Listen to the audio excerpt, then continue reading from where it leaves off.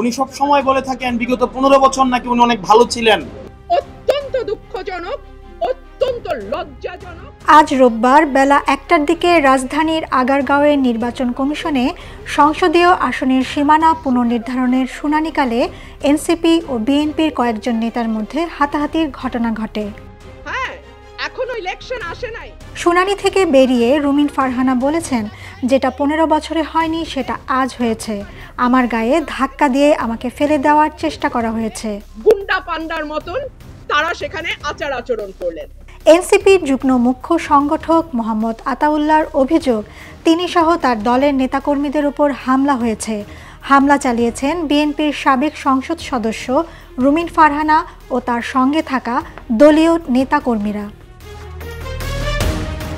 আতাউল্লাহ অভিযোগ করে বলেন, শুনানিতে রুমিন ফারহানা যুক্তিতর্ক উপস্থাপন করেন, কিন্তু যখন আমি যুক্তিতর্ক উপস্থাপন করতে যাই তখন রুমিন ফারহানা আমাকে ধাক্কা মেরে ফেলে দিয়ে স্টেজ দখল করে নেন।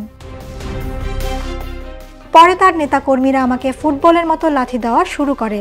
যেভাবে ছাত্রলীগের নেতাকর্মীরা আমাদের ক্যাম্পাসে পিষত, সেভাবে সবার সামনে আমাকে নিচে ফেলে পিষেছে।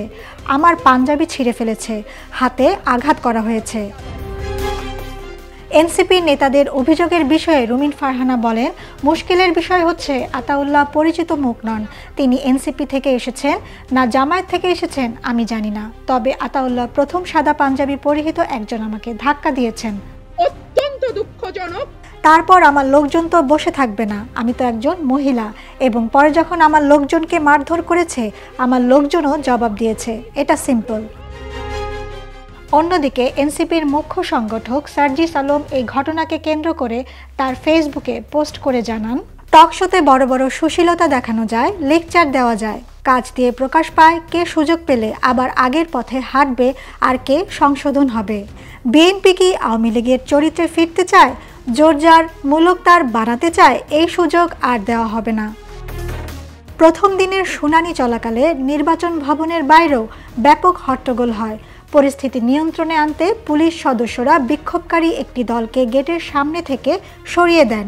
নির্বাচন ভবনের সামনে জল কামানো প্রস্তুত রাখা হয়েছে। টুম্পা খান, ভিউজ বাংলাদেশ।